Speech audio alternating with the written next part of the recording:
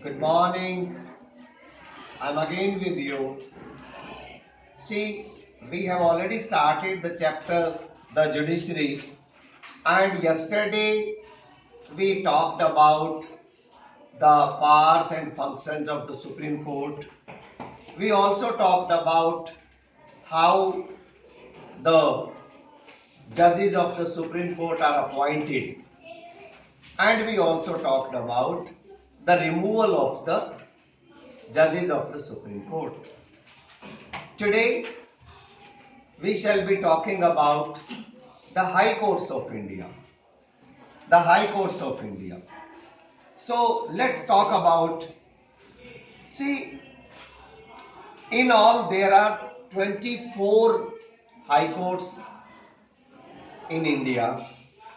That in itself is clear that almost for every state we have got one High Court, but there are some states where High Court functions for two states, right? Such as in the case of Punjab and Haryana. There is one High Court that functions for both Punjab as well as for Haryana. See, the High Courts decide on both civil as well as the criminal matters. And the High Courts of the country, they also handle the cases which are passed from the lower courts. From the lower courts, if someone is not satisfied with the decision of the lower court, then one can approach to the respective high courts. The Chief Justice heads the High Court, each High Court, and apart from the Chief Justice, there are number of judges. There is no specified number for the High Courts. Like in the case of Supreme Court, we have, apart from the Chief Justice of India, we have got 30 more judges, right? But in case of High Courts, the number varies from one court to another. The number is according to the requirements of the High Court. It may vary. So it is not a fixed number. But in case of Supreme Court, we have already discussed, apart from the Chief Justice of India, the number cannot be more than 30. Right? Yesterday we talked about the judicial functions, the advisory functions and the administrative functions of the Supreme Court. Today we shall be talking about the jurisdiction of the High Courts. See, they are the courts of record and has the power to punish for their contempt.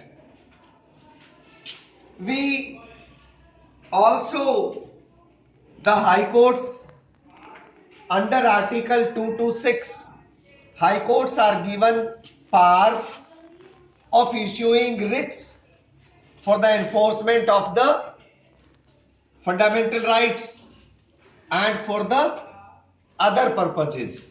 Okay, they can issue writs.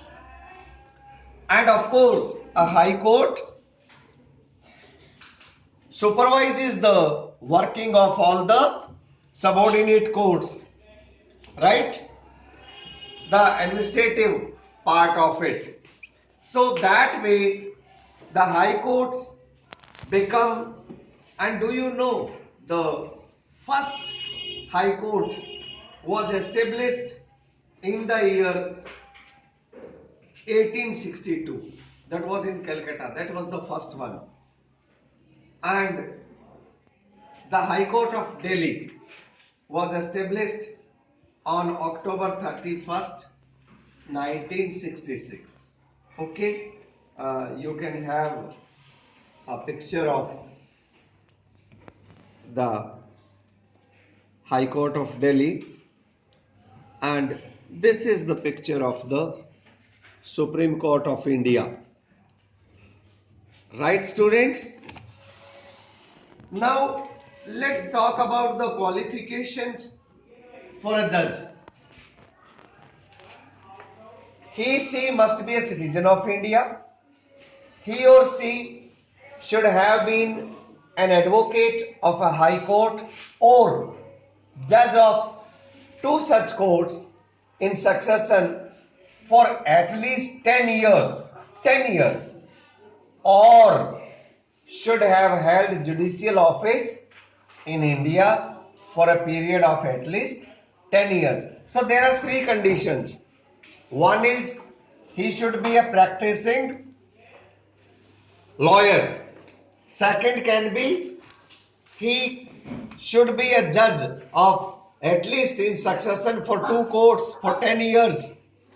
And third thing is he should have held the judicial office in India for a period of 10 years. And then of course he continues his office till the age of 65.